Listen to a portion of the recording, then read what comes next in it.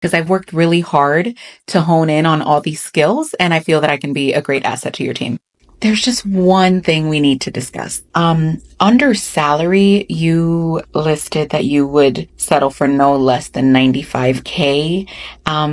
That's a little over what we're willing to pay for this position.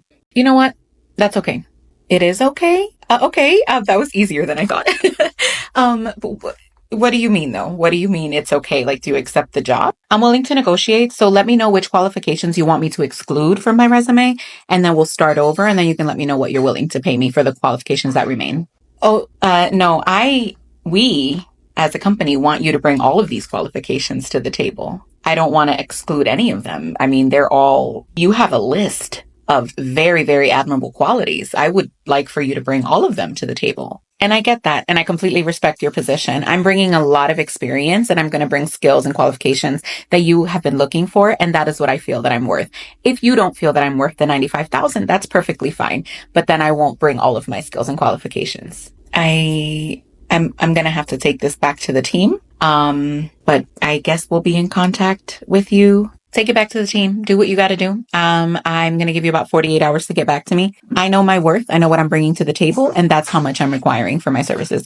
So you let me know if you want to continue doing business. If not, there's other companies out there that are willing to pay me what I'm worth. Hi, how can I help you? Hi, yes. So I went and got my degree, and then you told me I had to get my license. So I went and got that, and now I'm here to apply for a job. Okay. I'm assuming you have experience. What kind of experience do you have? No, I don't have any experience because I got the degree, and then you said I couldn't get a job because I didn't have the license. So I went and got the license. And so I'm here to apply for the job so I can get experience. Oh, well, I can't hire you without experience. We require a minimum of 3 years experience. I'm sorry, what? You're a recent graduate, and I can't hire you if you have no experience in the field. But when I came to apply for the job, you said I couldn't because I didn't have the license. So if I can't work in this field without the license, how would I have experience?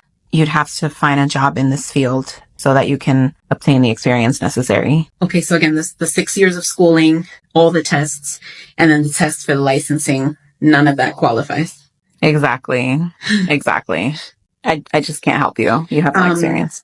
Okay, so just out of curiosity, if I can't work without experience, but I can't get experience without the licensing, but I can't get the licensing until I finish the school, how do I get the experience to apply for the job without the licensing? And then now that I have the licensing, I can't get a job because of the experience. I feel like I'm talking in a big old circle, but what can I do? Well, you'd need to go get experience. Mm-hmm. I have to go get experience. In order to go get experience, someone has to give me a job. You could always look outside of this field if you can't find a job in this field. Okay, thank you. I'm a self-starter. I like to work in a group as well as independently, and I know that I'll be a great asset to your team. So thank you so much for this interview opportunity and for meeting with me today. Well, that's a great answer. Thank you so much. Do you have any questions for me before we conclude this interview?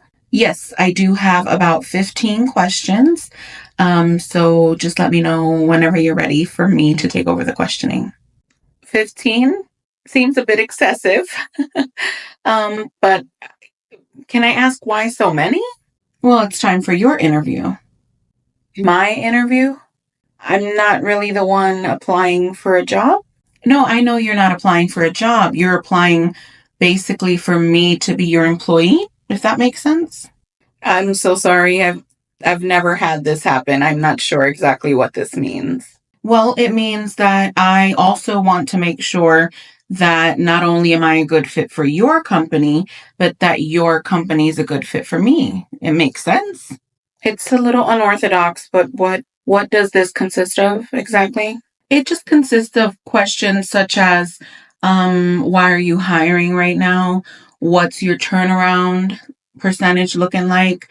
There's just a couple questions. I want to know and make sure that if I come and invest my time in this company, that it's going to be worth that time, just like you want to make sure that it's going to be worth hiring me as your employee. We can get started whenever you're ready.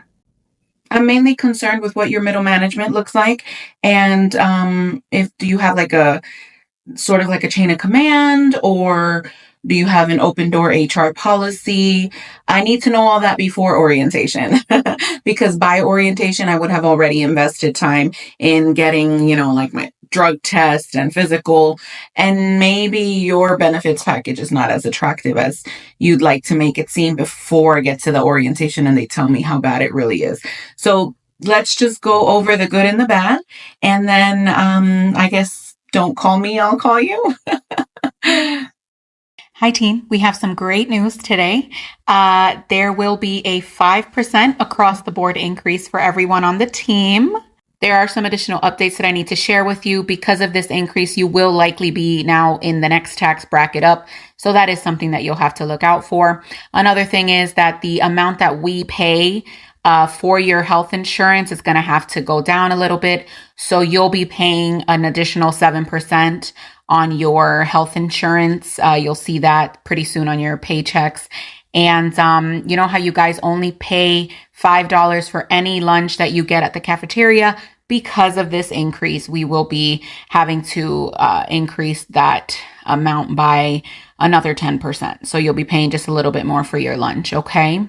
Any questions? Veronica? When is the increase effective? So your 5% increase is effective in about 90 days.